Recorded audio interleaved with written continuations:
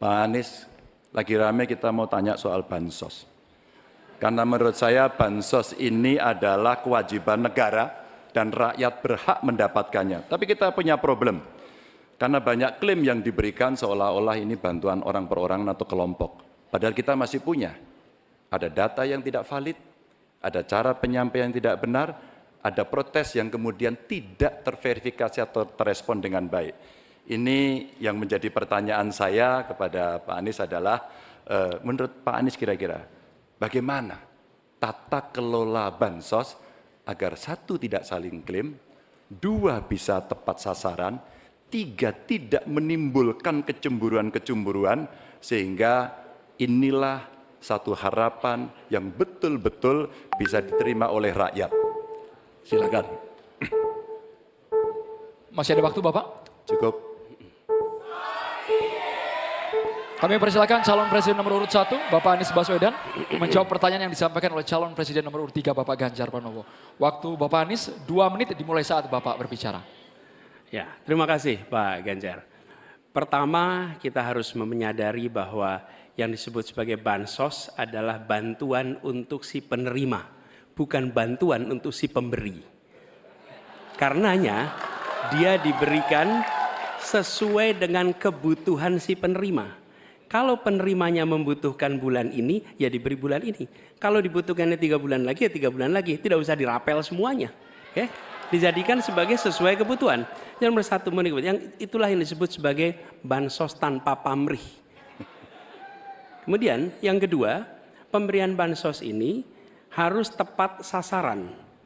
Artinya diberikan melalui pendataan yang baik.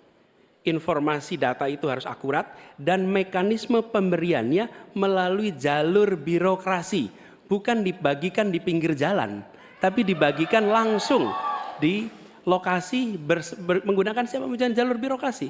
Kemudian yang ketiga, yang tidak kalah penting, ketika kita berbicara tentang bansos ini, harus bansos itu bisa dipastikan mereka yang miskin, prasejahtera, itu termasuk di dalamnya. Jangan sampai mereka terlewatkan. Karena itu kami menyusun, ini sebagai bagian dari perubahan, adalah Bansos Plus.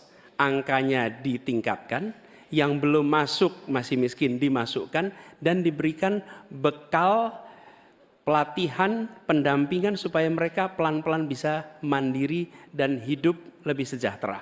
Jadi kami melihat ketika sampai kepada bansos ini adalah atas nama negara. Ketika saya bertugas di Jakarta, semua paket bansos di kerdusnya diberikan label, dibiayai APBD DKI Jakarta, bukan dari gubernur, dari uang rakyat lewat APBD DKI Jakarta.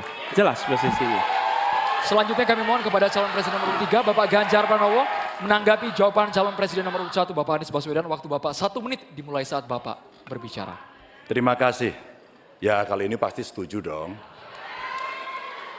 Karena proses logic thinkingnya adalah datanya diperbaiki. Ini yang pernah kita lakukan, dan ketika kawan-kawan Kades sudah bersusah payah, diberikan ke atas, balik lagi pada data yang sama. Seolah-olah kita abai pada soal data ini, sehingga betul-betul bansos yang diberikan, yang rencananya tadi menurunkan kemiskinan, mengurangi gap, menurunkan kemiskinan oke ternyata. Tapi gap tidak. Berapapun besarnya, gapnya tetap tinggi.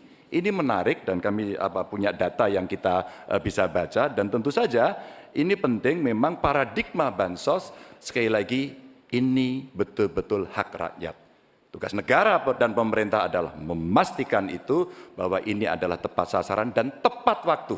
Tadi yang disampaikan betul. Dan kami berusul bantuannya ganti aja deh, bantuan kesra, karena tugas negara itu menciptakan keadilan sosial, bukan menciptakan bantuan sosial. Waktunya habis Bapak. Download Tribun X sekarang. Menghadirkan lokal menjadi Indonesia.